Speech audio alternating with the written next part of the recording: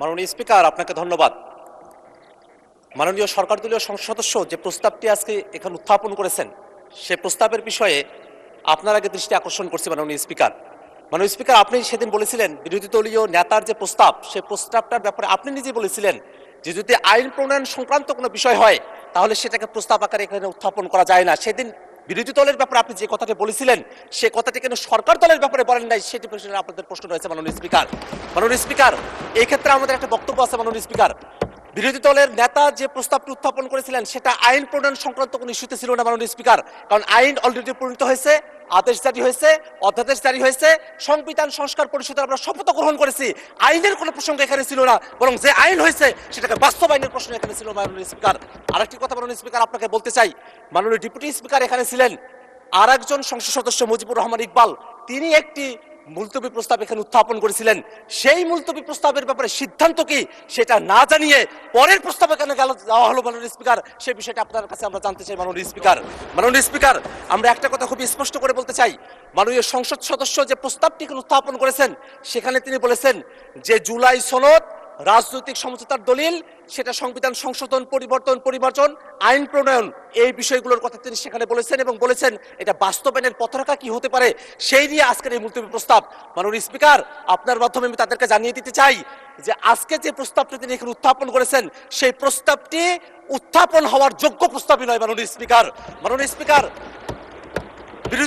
আমাদের যারা সরকার দলীয় সংসদ সদস্যরা আছেন তারা যে স্মৃতি বিস্মৃত হয়ে গেছেন সেই বিষয়টা আমাদেরকে কষ্ট দেয়। মাননীয় স্পিকার, আমাদের মনে রাখা প্রয়োজন 31শে জুলাই যেদিন ঐকমত্য কমিশনে সংস্কারের প্রস্তাবনাগুলো নিয়ে আলোচনা কনক্লুশন হলো, সেই দিনই সেই বৈঠকেই বাস্তবায়নের বিষয় নিয়ে কি আলোচনা হতে পারে সেটা নিয়ে সকল রাজনৈতিক দল আমরা সেখানে প্রস্তাব উত্থাপন করেছিলাম। জুলাই সনদ কিভাবে বাস্তবায়ন করা হবে সেটা নিয়ে সেই ঐকমত্য কমিশনে আলোচনা সমাপ্ত হয়েছে। সেই আলোচনার ফলাফল আজকে বিএনপি মানতে চায় না।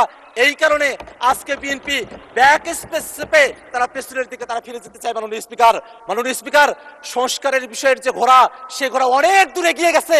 সেই ঘোড়াকে এখন লাগাম পরানোর চেষ্টা করছে সরকার দলীয় সদস্যরা। মাননীয় স্পিকার, সংস্কারের যে পুরো বিষয়বস্তু, এখানে জুলাই সনদ, আদেশ, অধ্যাদেশ, গণভোট, সংবিধান সংস্কার পরিষদ, এই 5টা ধাপ রয়েছে। মাননীয় স্পিকার, আজকে এখানে যারা সরকার দলীয় সংসদ সদস্যরা আছেন মাননীয় স্পিকার, তারা আদেশের কথা বলেন না, তারা অধ্যাদেশের কথা বলেন না, তারা গণভোটের কথা বলেন না, তারা সংবিধান সংস্কার পরিষদের কথা বলেন না, তারা শুধুমাত্র জুলাই সনদের কথা বলেন।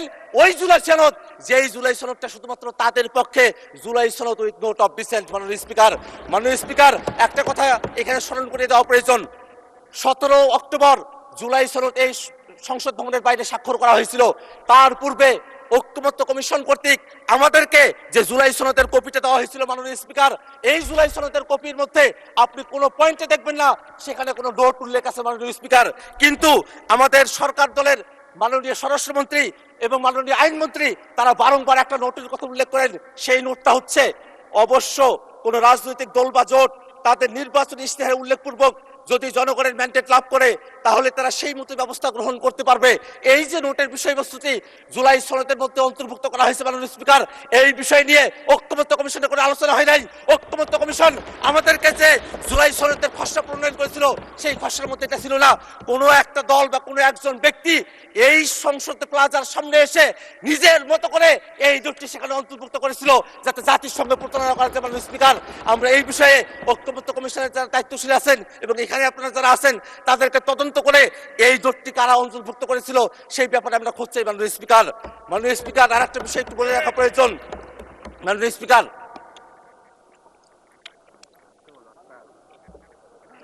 স্পিকার, জুলাই সনদ বাস্তবায়ন আদেশ কোথায় থেকে তার ভিত্তি আসলো, কোথায় থেকে তার আইনগত বৈধতা পাওয়া গেল, সেই প্রশ্নটা এখানে অনেকে করছেন মাননীয় স্পিকার। কিন্তু জুলাই সনদ আদেশটা তারা যদি পড়তেন, সেই জুলাই সনদ আদেশের একেবারে প্রিয়াম্বলের মধ্যে বলা আছে জনগণের সার্বভৌম ক্ষমতা এবং অভিপ্রায়ের বহিঃপ্রকাশ হিসাবে এই জুলাই সনদের যে আদেশ, সেই আদেশটা জারি করা হয়েছিল। মাননীয় স্পিকার, যারা জনগণকে এই কথা বলছে যে জনগণ গণভোটের এতগুলো বিষয় তারা কি পড়ে, জুলাই সনদ এতগুলো বিষয় পড়ে তারা কি ভোট দিয়েছেন?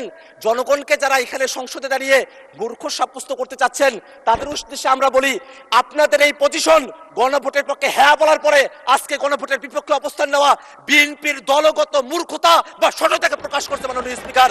আমরা এই কথাটা আপনার মাধ্যমে তাদের কাছে জানিয়ে দিতে চাই। একটা বিষয় মনে রাখা প্রয়োজন মাননীয় স্পিকার, এখানে সরকার দলের পক্ষে পার্থ ভাই তিনি দাঁড়িয়েছিলেন, তিনি বলেছেন সংবিধান একটা কোয়াজি কনস্টিটিউশনাল পরিস্থিতির মধ্য দিয়ে আছে। সরকারি দলের একজন এমপি যখন কোয়াজি কনস্টিটিউশনাল কথা বলেন, অর্থাৎ খণ্ডিত সংবিধানের কথা বলেন, তখন কিন্তু আমাদের যুক্তি বেশি সাব্যস্ত হয় মাননীয় স্পিকার।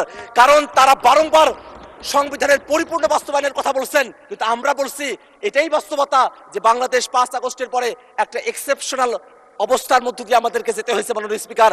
আমরা কনস্টিটিউশন পুরাটা মানতেও পারি নাই, পুরাটা ছাড়তেও পারি নাই, এমন একটা পরিস্থিতিতে আমাদেরকে আসতে হয়েছিল মাননীয় স্পিকার।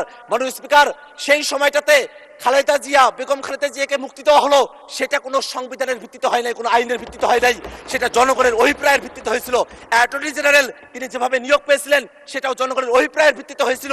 এই যে জনগণের অভিপ্রায়ের ভিত্তিতে সেই সময়টাতে এক্সেপশনাল একটা পরিস্থিতিকে আমরা ডিল করেছিলাম, সেই পরিস্থিতিকেই টেকসই করার জন্য এই যে আদেশ, সেই আদেশটাও জনগণের অভিপ্রায় এবং ক্ষমতার ভিত্তিতে এটাকে জারি করা হয়েছে মাননীয় স্পিকার। মাননীয় স্পিকার, একটা বিষয় একটু জানিয়ে রাখা প্রয়োজন, আমরা জুলাই সনদে এমন অনেকগুলো বিষয় নিয়ে কথা বলেছি যেগুলো সংবিধানের মৌলিক যে কাঠামো আছে সেই কাঠামোর সেখানে ব্যত্যয় তৈরি করে।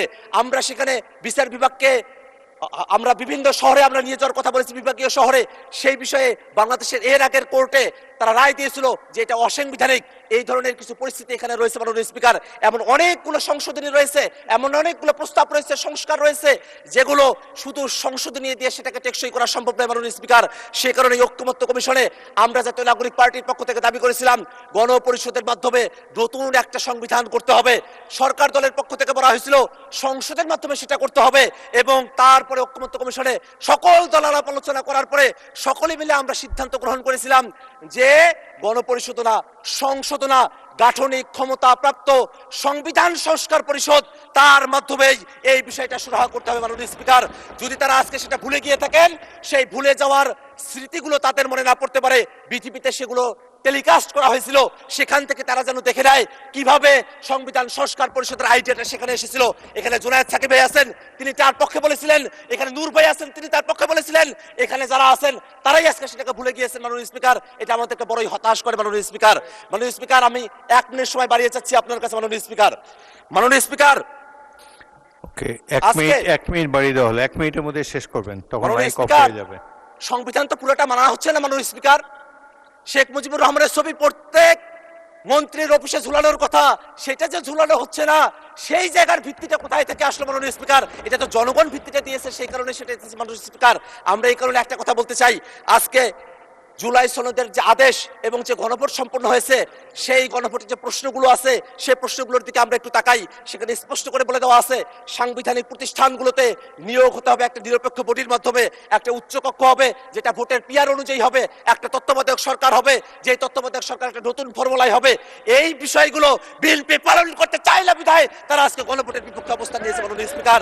মাননীয় স্পিকার, আমরা খুবই বিনীতভাবে তাদের কাছে একটা কথা জানতে চাই, এই বিষয়টা কোনোভাবেই কোনো বিতর্কের বিষয়বস্তু নয়, এটা কোনো আলোচনার বিষয়বস্তু নয়।